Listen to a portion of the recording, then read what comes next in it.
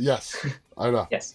Well, welcome everybody to Dead Talk Live. Today we have two very special guests, Leonardo Fuica and Jonathan Vanderzon from the movie Camping Trip that is releasing August 16th on digital and video on demand.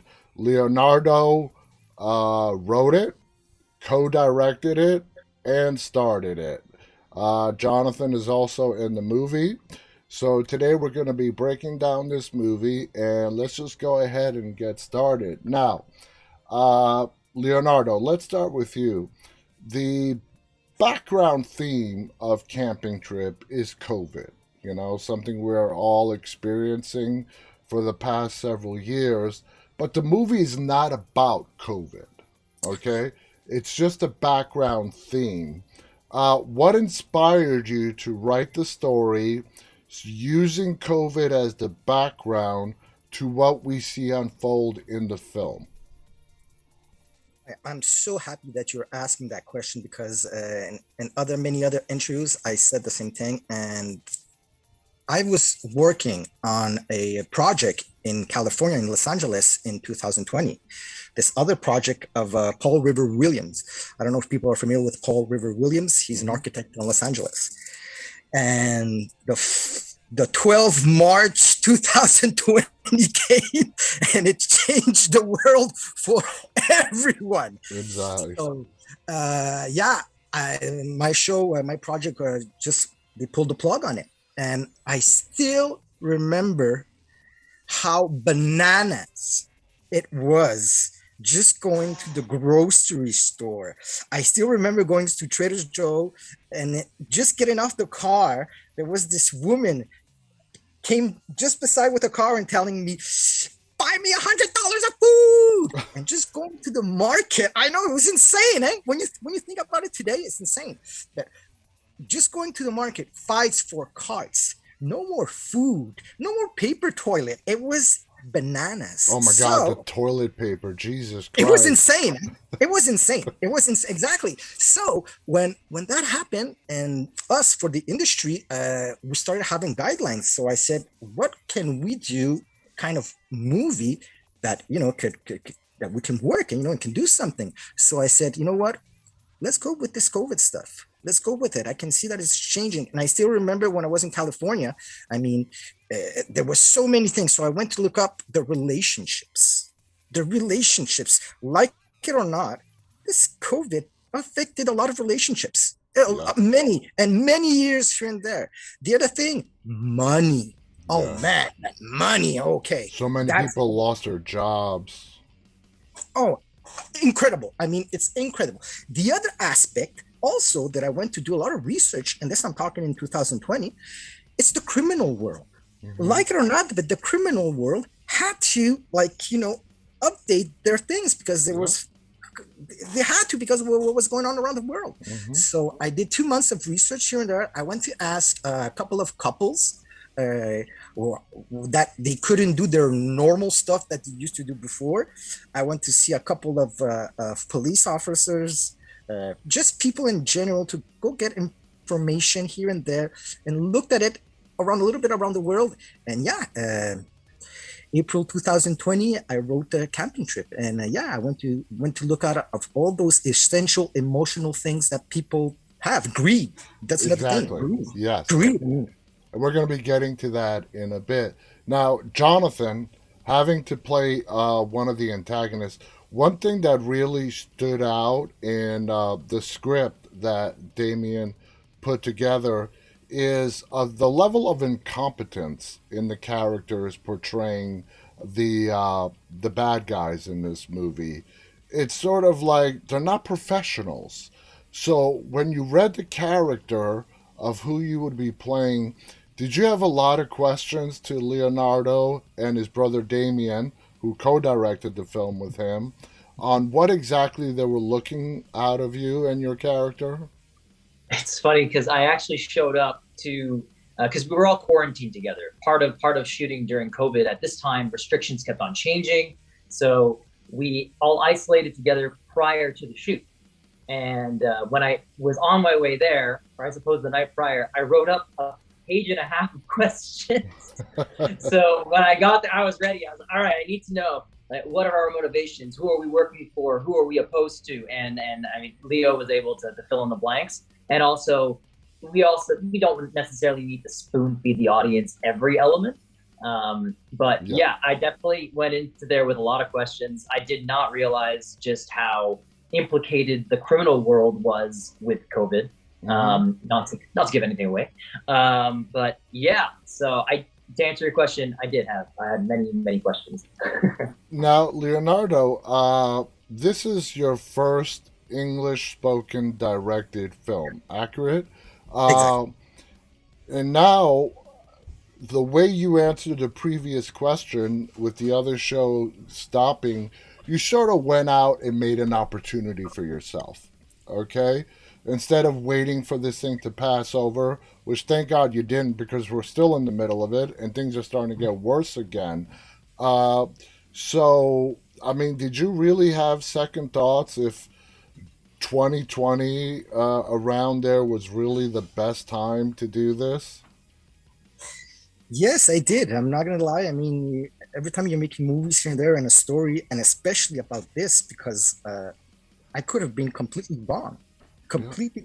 completely wrong, and the movie wouldn't have that effect, and we would have been in festivals and here. In fact, what I found super cool, in a sense, it was in the beginning.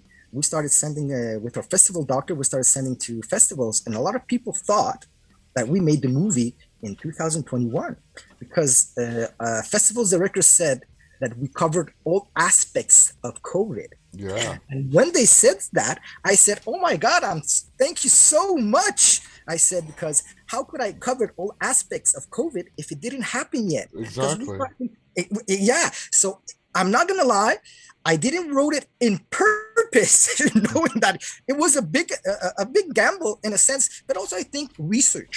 When you're making movies and when you're making a story, it's important to have research, and especially projects like this that you have to document yourself here and there because you can have to give to the audience the most realistic thing that is possible. And me, I'm a director and a writer that love simplicity, and sometimes in horror and in thrillers there's simple things that can make you snap. And yeah. Absolutely. Now, going back to Jonathan, you're part of a pair of bad guys. Your character seems to be the smarter one of the two because, you know, with the bag of money, the exchange, you're like, why did you let him go? It turned out to be a big hoax, anyways. Uh, what did you do to delve deep into this character and working with the partner that you're working with to bring him to life the way you did? Well, one thing that was really fun playing opposite to Mike is that we are completely different typecasts. He's huge, he's Yeah. tall, he's broad. So our approach to these characters, they needed to be intimidating, but at the same time respecting who's playing them. So I mean, Billy, he's smart, but he's smart. He's not that smart, but he's smarter He's than smarter than Oric his is. partner. Yeah, exactly. He's Yeah, smarter no, than it Oric is. It's not hard. I guess if we look at how Oric is scary because he's imposing and he's strong, and Billy, I come across as scary or am scary because, well, you don't know what's going on in my head. I'm a little bit of a loose cannon. Yeah. So that was fun to explore. Certainly, it was figuring out. Okay, well, Mike's thing is that he's powerful, and I mean he keeps me around, but clearly his character doesn't listen to me. Otherwise, none of this would have happened. Yep. Yeah.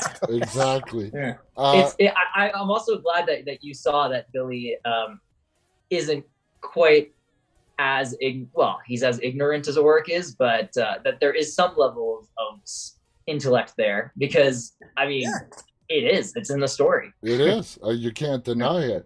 Leonardo, would you? I mean, this is pretty an obvious, straightforward question, but all the characters in this film, good and bad, they're being driven by financial trouble, which is, especially when we get to the end of the film, it is clouding all their decision making.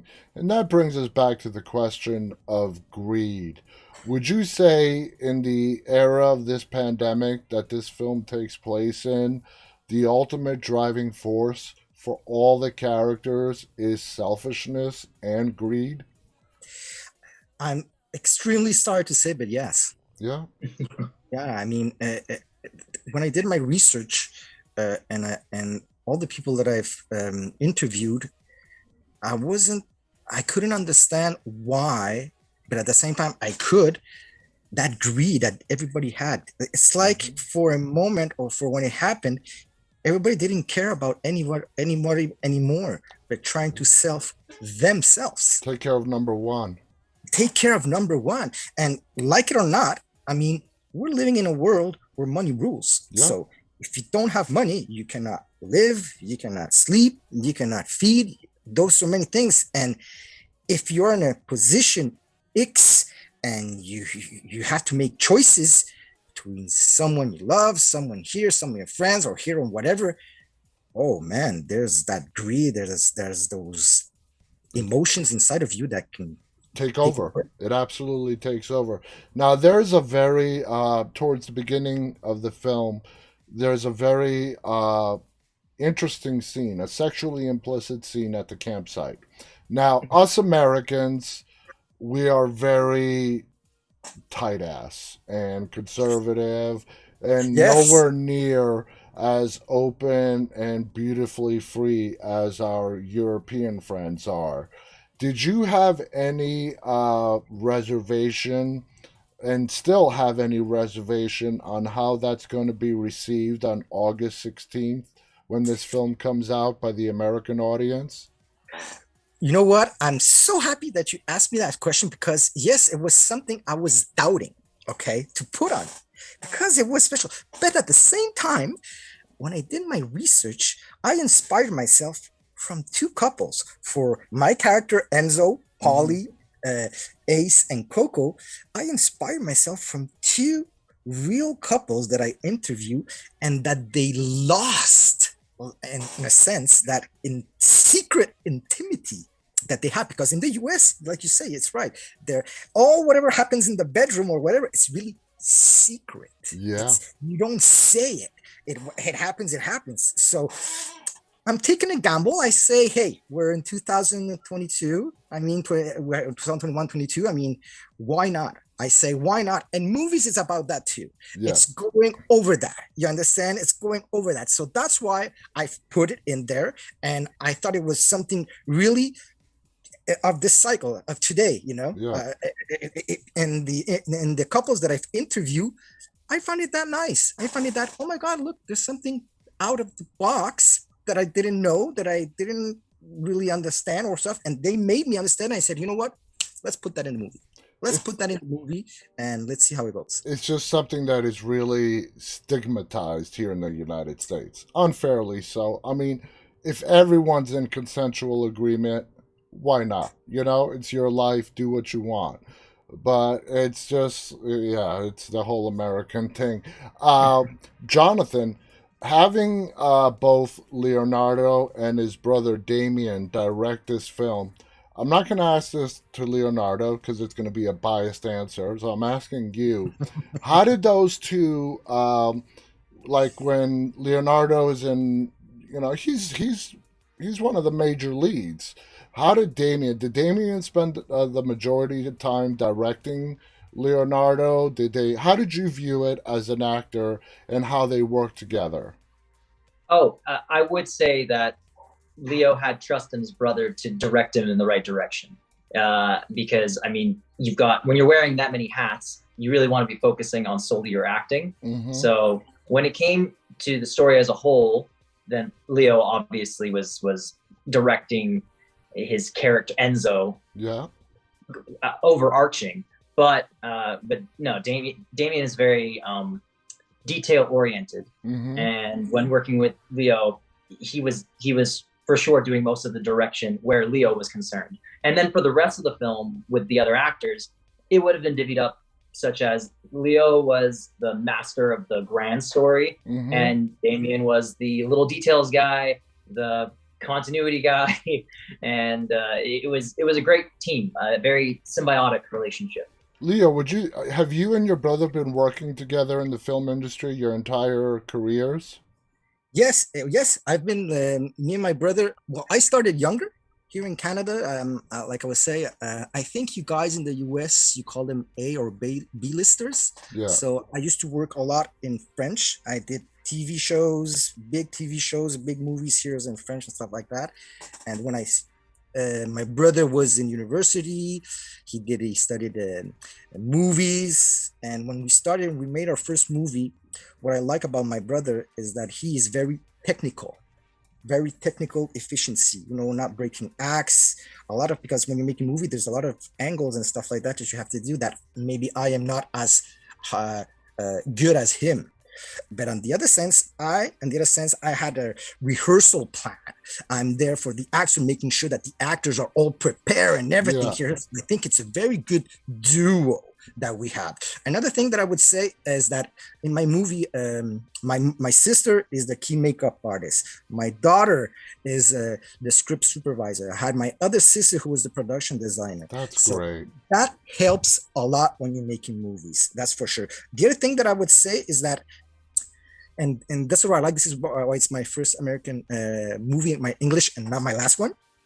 Is I think all the experience that you have making movies professionally, after that it's the same recipe Yeah, in a sense. So the way you structure it here and there, wherever country you're going to make it here, the only thing that you have to adapt with the story or whatever it is. So I think that helps me a lot. In a sense, because I mean, one of my idols is Charlie Chaplin, and Charlie Chaplin wore so many hats yeah, here and there, and I literally love, too. yeah, and I love that. By the way, I mean, I think when you're making a filmmaker and when you're producing, you're co-directing or you're writing, you have to love and be curious of what you're doing here and there, and knowing your department. So that way, like Spielberg, like Christopher Nolan, like James Cameron, they know that's why when Jonathan was saying, I mean, yeah, I have a straight vision of what I want here and there. But I think with my brother, he has these small details here and there that maybe sometimes I don't know, maybe good to communicate with the actors. And then Damien comes in and boom, he knows exactly what to say to the details to the You, actors. it sounds like you guys complement each other very well. When it came to this movie, did you, obviously it's your first English speaking movie, did you make it specifically for the American audience or the UK audience? I mean, I assume eventually it's going to be out globally, It but is. was it specifically made for the American audience? Yes, I'm not gonna lie. I mean, I did it specifically for the American audience, but for also for the international level. That's why I had Caitlin. That Mm-hmm. she's from the UK, and we had Coco French, Hannah Forest Bouillant that plays Coco. Yes, I mean, and that's what I love about the movie, the cinema of Hollywood. It's international. Yes, it's American. That what I love, but at the same time, it goes internationally, and that's important. I Yeah. mean, that's what I love. So yes, I did it in that function. Jonathan, there's a scene between Billy and Coco. Okay, we're not gonna talk about it, but what were your feelings on that scene? Did you have? I mean, just tell us. Did you have reservations? Did you guys talk about it, work it out, rehearse it? Tell us about that. All of the above. When I first was approached with the role, it was my agent. She had said, "Oh, are you interested in a role which might include that?" And I said, "Well, if it's justified and it serves the story and it doesn't glorify it in any way, then I could be." And then it was a constant conversation. It was open with members of the team and also between me and Hannah. And another reason why we were very fortunate to all have been quarantined with one another, because we got to know each other well enough that we became friends. And that was super important when playing a scene like that we Yeah, had each other's trust. absolutely. Uh, and also, turning it off as soon as they called cut. It was okay. It's me again. It's done. It's done. Uh, Yeah. Hey John, I just have an anecdote about that. That scene, just to let you know, it was so intense oh yeah. that Oh in the yeah. camping site, the people there really called the cops because they thought it was really happening, and we Yeah, had to stop shooting, John.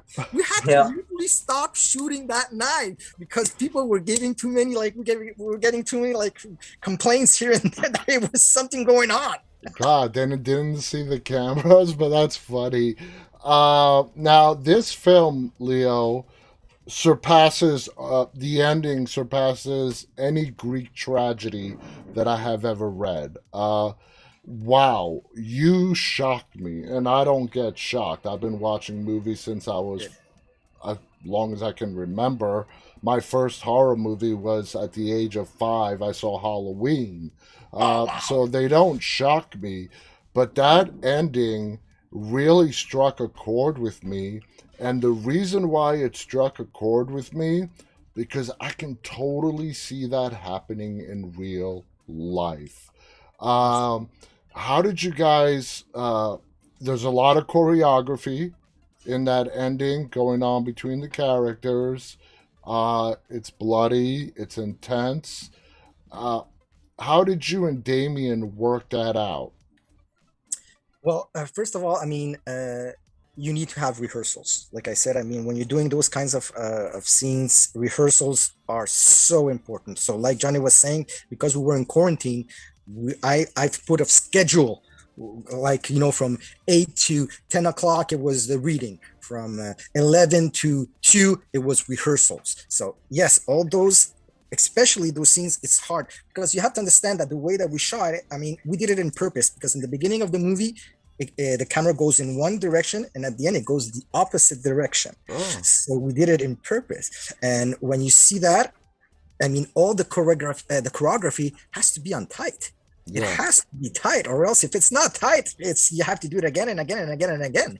So yeah, a lot of rehearsals, a lot of Uh, technical I'm stuff. serious. I was watching this movie. I was into it anyways. But when we got to that ending, I was like, damn. Damn. Well, I mean, Jonathan, what'd you feel about how they, when you read the script and how this thing was going to end? Well, firstly, I don't want to give anything away, but I was happy with how some of the characters ended, Yeah. and like you, I was shocked. And also, what makes this movie scary is it's not your conventional horror movie. It No. really is a thriller about the dark side of human nature, Yeah. and that's the scary part. Especially watching these characters from the beginning, you can relate to them so much. We were all quarantined. We all missed our loved ones. We going even on a simple camping trip. All this super relatable. The close friendship that they had, Yeah. and then seeing how it turns, and anyway, without giving anything away, I It just think that becomes dark and tragic. And I'll tell you yeah, what, we're out of time, Lebo, but I want to tell you, we all know that word of mouth is the best marketing and advertising. And as people on August 16th start to watch it, that ending itself is going to make them tell their friends because they're going to like, man, you got to watch this film. You are not going to believe how it ends. Uh, mhm. I, I think that was the key ingredient that's going to make this a success. So kudos to you. Kudos to you and your brother Thank you. for doing that. You guys did a fantastic job. I want to thank you for coming on here again for our people watching this live and later on. The movie is called Camping Trip. It is going to be available Tuesday, August 16th on digital. Does that mean it's also coming out on DVD? Yes, it's going to be available on Walmart's, Best Buy, Barnes and Nobles, and I don't know all It the other. probably has to be on Amazon as well. It is. It's Yeah, going to be on Amazon Prime. Yeah. That's another thing. You know what, John? That's another thing that I found out that because of COVID, all this industry of movie it switched to streaming Oh, platforms. yeah. Yeah. We're going to be in 100 platforms. It's very, very, very good today. That's I a mean, lot. That's a it's a lot. lot. And We you're have a also, you mentioned we're going to be streaming since COVID. You're seeing a lot of mergers within these studios because what's happening is nobody's going to pay $10 for 30 different streaming services. So you're seeing a lot. Discover and Warner Brothers did it, They yeah. merged into one. And that's just the tip of the iceberg. But again, like I was telling our audience, the movie is called Camping Trip. It's coming out August 16th. Watch it. You're going to thoroughly enjoy it. It's not your typical horror movie. It's a mixture of a lot of different things. It's really about humanity and how humanity reacts when the world around them starts to crumble. Do Very you good. have any final thoughts you want to share, Leo, before we go? Oh no, it's just, I mean, just enjoy, have fun, share your thoughts. After that, you like it, you like it, you don't like it. I mean, that's movies what are about. I mean, you can have so many good open discussion and go see it the 16th of August And for sure. and when it comes to Jonathan's character, he did such a great job. You're gonna hate his character, but that is a hallmark of a great actor. If you can walk away hating the antagonist, that means the actor nailed it. And you nailed it, Jonathan. Thank you both so much for being on our show. I definitely look forward to talking to you guys again. On behalf of Leonardo and Jonathan and myself, stay safe, stay walking. Good night, everybody. Take care, everyone. Thank you, John.